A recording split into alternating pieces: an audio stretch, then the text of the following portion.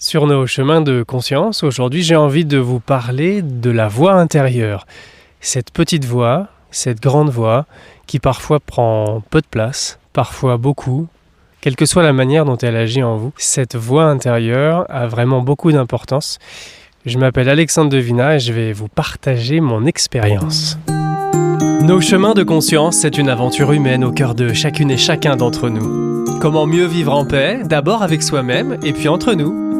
Quelles sont les techniques, les trucs et astuces de celles et ceux qui parviennent à vivre avec plus d'harmonie? Je m'appelle Alexandre Devina et c'est avec joie que je vous ouvre cette porte vers une vie plus en conscience. Je trouve ça vraiment intéressant de parler de voix intérieure puisqu'il y a un côté très mystérieux. On ne sait pas réellement à quoi ça fait référence. Est-ce que c'est de l'intuition? Est-ce que c'est de l'ego? Est-ce que c'est du mental? Est-ce que c'est de l'inspiration divine? Est-ce que c'est un lien avec l'invisible? C'est assez difficile, je trouve, à exprimer avec des mots concrets. Mais dans la matière, j'ai déjà vécu différentes expériences qui m'ont permis petit à petit de me rendre compte du réel impact de cette voix intérieure. En 2022, j'ai effectué une grande partie du chemin de Compostelle, le pèlerinage en partant du sud-ouest de la France, à Oloron-Sainte-Marie exactement. Je l'ai fait en 2 parties et j'ai emprunté plusieurs chemins. J'avais vraiment envie de conserver cette liberté, ce choix et de me dire qu'à n'importe quel moment, si le chemin ne me plaisait pas, je pouvais le changer. Ça, c'était quelque chose qui était important pour moi, surtout qu'il y a plusieurs chemins, plusieurs manières d'arriver à Compostelle, un peu comme dans la vie avec nos buts, nos objectifs. Et là, c'est vraiment ce que j'ai fait. J'ai suivi ça tout le temps jusqu'à ce que parfois, je me perde dans mes pensées, dans mes problèmes, dans mes situations personnelles, jusqu'à totalement me couper de cette voix intérieure. La voix intérieure, chez moi, elle se manifeste, je pense que ça va être pareil pour vous, quand il y a des temps de silence. Pas forcément le silence extérieur, même si ça favorise forcément le fait de se sentir bien et d'avoir la possibilité de laisser de la place à cette voix intérieure, mais plus dans un silence qui va être intérieur. Être là, présent, arrêter de se poser des questions et d'essayer d'y répondre. Vraiment être le plus possible présent dans son corps. Même si vous êtes au travail, même si vous vous occupez de vos enfants, même si vous êtes à un repas de famille ou en voiture, que ça roule bien ou que ça ralentisse, quels que soient les événements de la journée qui viennent de se dérouler, quelles que soient les choses que vous vivez en ce moment, vous pouvez revenir en vous-même, simplement en respirant. Et ce calme intérieur qui s'opère va permettre la mise en place, en tout cas un terreau fertile, comme pourrait dire un jardinier, de la voix intérieure. Et donc sur le chemin de Compostelle, je me retrouve à marcher, souvent seul, parfois accompagné. Et là, le terreau, il est fertile. Puisque quand on marche comme ça à la campagne, sur la route, qu'on a le temps, qu'on sache ou pas où on va dormir le soir, c'était pour moi assez clair au début que j'allais pouvoir me connecter à cette voix intérieure et entretenir une belle relation. Et je me suis assez fourvoyé parce que finalement, le chemin de Compostelle, il nous apprend à nous connaître nous-mêmes. Le chemin de Compostelle, il nous apprend à nous observer et voir comment on se comporte avec quelqu'un qui va marcher plus vite, avec quelqu'un qui a envie de passer la journée avec nous, avec quelqu'un qui va même modifier son programme pour rester avec nous.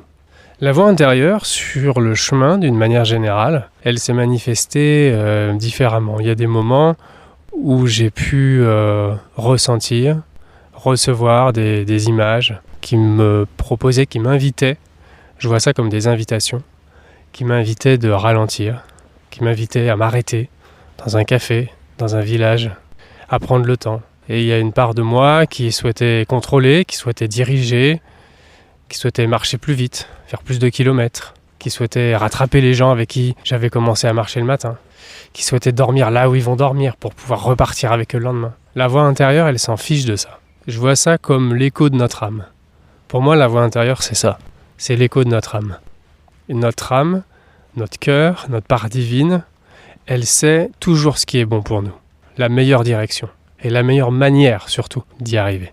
Parce que finalement, quand nous marchons comme cela, jour après jour, on se rend compte que c'est juste un reflet de la vie au quotidien. Tous les jours, vous avez des choses à faire, des décisions à prendre, et des fois il y a des impondérables, et des fois il y a des imprévus. Et bien sur le chemin, c'est exactement la même chose. Après, ça dépend de la manière que chacun a de l'aborder. En ce qui me concerne, c'est vrai que ça a été ça, cette dualité, cette énergie de je laisse faire et je me laisse guider par la voix intérieure. Je prends les décisions, mais je laisse ma voix intérieure me guider. Exemple, quand je suis parti très vite. Et je me suis retrouvé avec un groupe de Français qui venait de Arles. Et donc ça faisait déjà un bon mois qu'ils marchaient. Ils avaient le rythme, ils marchaient ensemble, ils s'étaient rencontrés sur le chemin. Et je me suis très bien entendu avec un de ces gars-là, globalement avec les 4, et j'ai marché à leur rythme. Donc on a traversé les Pyrénées ensemble, on a passé le col du Somport, qui est un col exigeant, ensuite on est arrivé en Espagne, et à aucun moment, j'ai laissé de la place à cette voix intérieure. Une journée, 2 journées, 3 journées, on faisait du 25-30 km par jour et moi c'était mes premières journées de marche. Donc on allait très vite. Petit à petit j'ai commencé évidemment à ressentir des douleurs, à avoir 1 ou 2 ampoules par-ci par-là. J'ai une amie qui m'avait donné une technique de doubler les chaussettes, de mettre du talc. J'ai fait tout pour éviter d'avoir des ampoules. Au bout de 3 jours, j'avais les pieds remplis d'ampoules et j'ai dû m'arrêter parce que c'était impossible en fait de continuer dans cet état-là. Je me suis retrouvé dans une situation où ceux avec qui je marchais avançaient beaucoup plus vite que moi. Ils étaient loin devant et sur une longue étape, classique espagnole, c'est-à-dire plein cagnard, pas d'ombre, à marcher sur le bitume toute la journée, un bitume brûlant. Sur cette étape-là, j'ai dû m'arrêter sur le bas-côté, cherchant de l'ombre, une 30aine de fois, avec les pieds qui me faisaient de plus en plus mal. Et forcément, très difficile de continuer comme ça. Je prends donc une journée de repos dans une auberge magnifique, qui est dans un village qui s'appelle Ruesta. Et c'est une auberge qui a été récupérée par une association dans des ruines médiévales, donc vraiment magnifique. Je reste 2 jours là-bas. Et ce qui fait que les personnes avec qui je marchais sont parties. Là, déjà, j'ai commencé à réécouter cette voix intérieure. Mais je l'ai rapidement mise de côté. À aucun moment, je me suis dit qu'il fallait que je change quelque chose. Et je suis reparti sur le même rythme, mais seul cette fois-ci. Je suis revenu à une respiration consciente, j'ai ralenti, j'ai compris. Et puis un jour, j'ai rencontré un Anglais qui avait lui des problèmes physiques et qui marchait très lentement. Il avait une 60aine d'années et on a commencé à discuter, à marcher ensemble. Et on faisait pendant 4-5 jours, on a fait 10-15 km par jour. Je ne pouvais pas faire plus avec mes pieds. Et lui, il ne pouvait pas faire plus avec sa jambe. Et c'est là vraiment que l'expérience est arrivée, que j'ai pu conscientiser le chemin de Compostelle avec ce que j'étais venu chercher, c'est-à-dire me rapprocher de ma voix intérieure.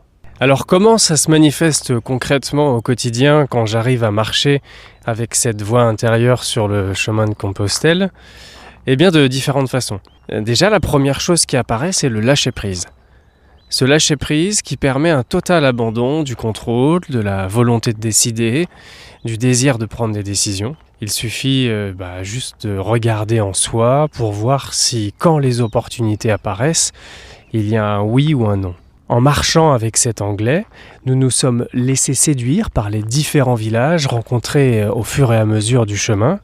Et c'est vrai que nos arrêts étaient souvent dans des lieux où très peu de pèlerins s'arrêtaient. Je trouvais ça vraiment bizarre. Et parfois, pourtant, il y avait de belles surprises. Comme un spa, par exemple. Je me souviens, une fois, il y avait un spa dans un tout petit village.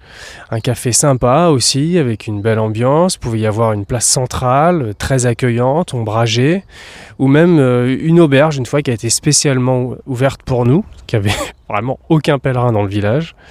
C'est dans ces moments-là que j'ai commencé à intégrer la puissance de la voix intérieure. Alors comment je faisais si je devais prendre une décision rapidement, par exemple, pour rester dans un village ou repartir marcher?